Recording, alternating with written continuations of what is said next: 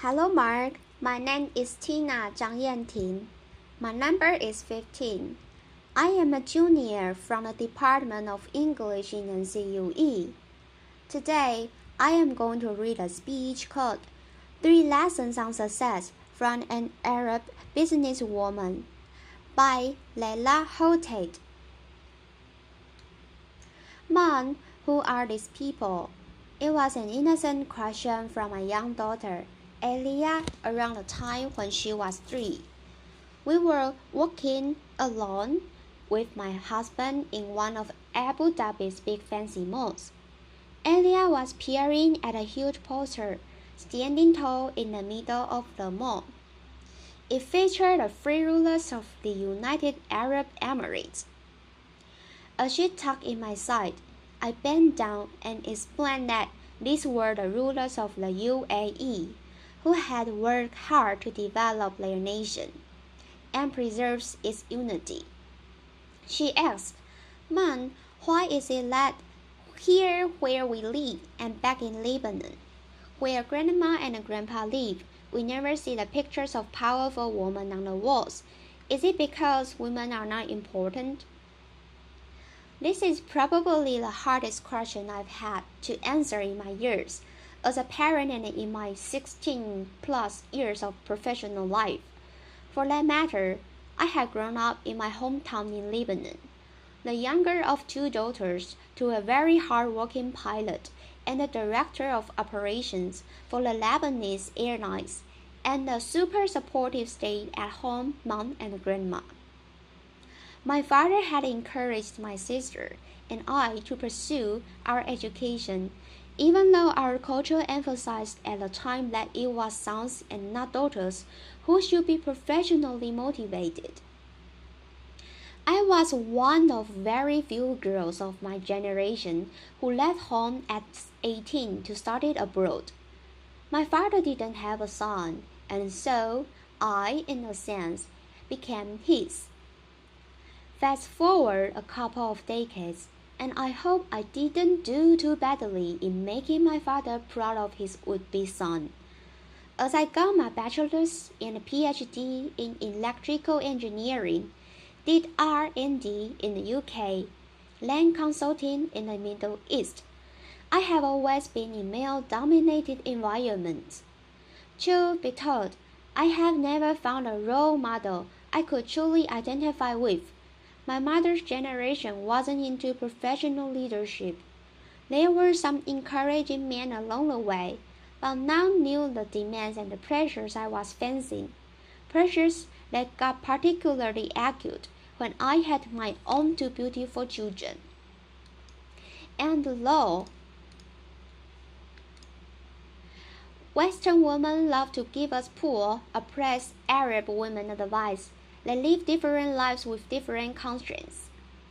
So every woman of my generation have had to become our own role models. We have had to juggle more than Arab men, and we have had to face more cultural rigidity than Western women. As a result, I would like to think that we poor, oppressed women actually have some useful, certainly hard-earned lessons to share. Lessons that might turn out useful for anyone wishing to thrive in the modern world. Here are 3 of mine. Convert their shit into your fuel. Letter. Applause. There is this word that everybody is touting as a key to success: resilience. Well, what exactly is resilience, and how do you develop it? I believe resilience is simply the ability to transform shit into fuel. In my previous job, well before my current firm, I was working with a man we will call John. I had teamed up with John and was working hard, hoping he would notice how great I was and that he would come to support my case to make partner at the firm. I was, in addition to delivering on my consulting projects, writing passionately on the topic of woman economy empowerment. One day, I got to present my research to a room full MBA students. John was part of the audience listening for the first time to the details of my study. As I proceeded with my presentation, I could see John in the corner of my eye. He had turned a dark shade of pink and had slid under his chair in apparent shame. I finished my presentation to an applauding audience and we rushed out and jumped into the car. Leila, he exploded. What you did up there was unacceptable. You are a consultant, not an activist. I said, John, I don't understand. I presented a couple of gender parity indices and some conclusions about the Arab world. Yes, we do happen to be today at the bottom of the index, but what is it that I said or presented that was not factual? To which he replied, the whole premise of your study is wrong. What you are doing is dangerous and will break the social fabric of our society. He paused, then ended. When women have children, their place is in the home. Time stood still for a long while, and all I could think and repeat in the chaos of my brain was, you can forget about that partnership, Leila. It's just never going to happen. It took me a couple of days to fully observe this incident and its implications. But once I did, I reached three conclusions. One, that these were his success, his complexes. There may be many like him in our society, but I would never let their issues become mine. Two, that I needed another sponsor, and fast. Later, I got one, by the way, and boy, was he great. And three, that I would get to show John what women with children can do. I applied this lesson equally well to my personal life. As I have progressed in my career, I have received many words of encouragement, but I have also often been met by women, men and couples who have clearly had an issue with my husband and I haven't chosen the path of a dual career couple. So you get this well-meaning couple who tells you straight out at a family gathering or at a friend's gathering, that come on, you must know you are not a grandmom, given how much you are investing in your career, right? I would lie if I said these words didn't hurt. My children are the most precious thing to me, and the thought that I could be failing them in any way is intolerable. But just like I did with John, I quickly reminded myself that these were their issues, their complexes, so instead of replying, I gave back one of my largest smiles as I saw, in flashing light, the following sign in my mind's eye. Be happy. It drives me crazy. Applause. You see, as a young woman in these situations, you have two options. You can either decide to internalize these negative messages that are being thrown at you, to let them make you feel like a failure, that success is way too hard to ever achieve, or you can choose to see that others' negativity is their own issue, and instead transfer it into your own personal fuel. I have learned to always go for option 2, and I have found that it has taken me from strength to strength. And its issue, what they say, success is the best revenge. Some women in the Middle East are lucky enough to be married to someone supportive of their career. Correction, I should say smart enough, because who you marry is your own choice, and you'd better marry someone supportive if you plan to have a long career. Still today, the Arab man is not an equal contributor in the home. It's simply not expected by our society, and even frowned upon as not very manly. As for the Arab woman, our society still assumes that her primary source of happiness should be the happiness and the prosperity of her children and husband. She mostly exists for her family. Things are changing, but it will take time. For now, it means that a professional Arab woman has to somehow maintain a perfect home, make sure that her children's every need is being taken care of and manage her demanding career. To achieve this, I have found the hard way that you need to apply your hard-earned professional skills to your personal life. You need to work your life. Here is how I do this in my personal life. One thing to know about the Middle East is that nearly every family has access to affordable domestic help. The challenge, therefore, becomes how to recruit effectively, just like I would in my business life. I have best a selection of who will support me with my children while I'm at work on a strong referral.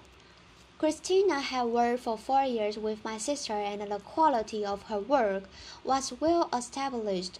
She is now an integral member of our family, having been with us since Elia was 6 months old. She makes sure that the house is running smoothly while I'm at work, and I make sure to empower her in the most optional conditions for her and my children, just like I would my best talent at work. This lesson applies whatever your child care situation, whether an au-pair, nursery, part-time, nanny that you share with someone else. Choose very carefully and empower. If you look at my calendar, you will see everything working day 1.5 hours from 7 p.m. to 8:30 p.m. UAE time, block and code family time. This is scare time. I have done this ever since Elia was a baby. I do everything in my power to protect this time so that I can be home by then to spend quality time with my children.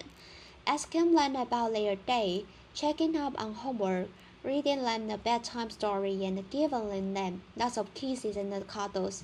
If I am traveling in whatever the time zone, I use Skype to connect with my children, even if I am miles away. Our son Berhan is 5 years old and he's learning to read and do basic maths. Here's another confession. I have found that our daughter is actually more successful at teaching him these skills than I am.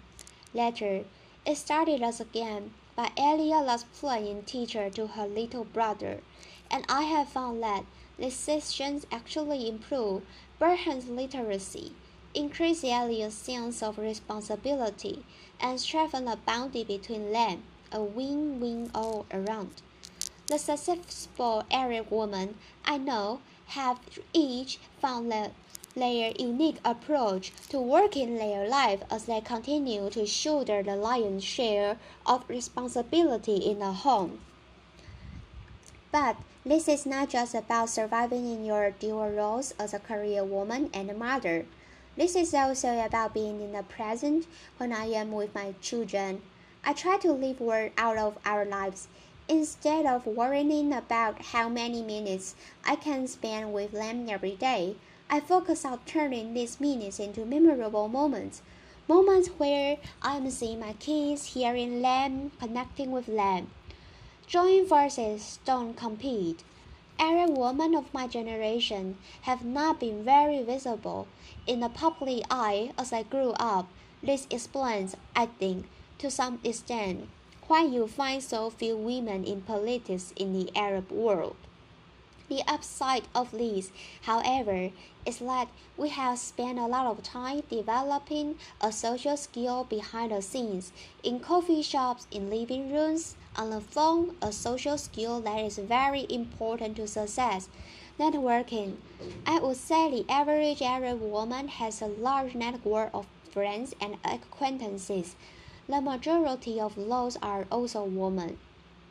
In the West, it seems like ambitious women often compare themselves to other women, hoping to be noticed as the most successful woman in the room. This leads to the much spoken about competitive behavior between professional women. If there's only room for one woman at the top, then you can't make room for others, much less lift them up. Arab women, generally speaking, have not fallen for the psychological trap, Faced with a patriarchal society, they have found that by helping each other out or benefit. In my previous job, I was the most senior woman in the Middle East, so one could think that investing in my network of female colleagues couldn't bring many benefits and that I should instead invest my time developing my relationships with male seniors and peers. Yet two of my biggest breaks came through the support of other women. It was the head of marketing who initially suggested I be considered as a young global leader to the World Economic Forum. She was familiar with my media engagements and my publications, and when she was asked to voice her opinion, she highlighted my name. It was a young consultant, a Saudi lady and a friend, who helped me sell my first project in Saudi Arabia, a market I was fighting hard to gain traction in as a woman. She introduced me to a client, and that introduction led to the first of very many projects for me in Saudi. Today, I have two senior women on my team, and I see making them successful as key to my own success. Women continue to advance in the world, not fast enough, but we are moving. The Arab world is making progress.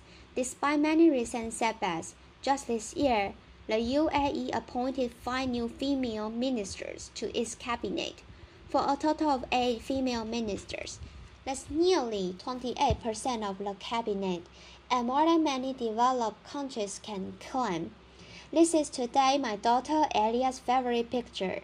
This is the result, no doubt, of great leadership, but it is also the result of strong Arab women not giving up and continuously pushing the boundaries. It is the result of Arab women deciding every day, like me, to convert shade into fuel, to work their life, to keep word out of their life, and to join forces and not compete.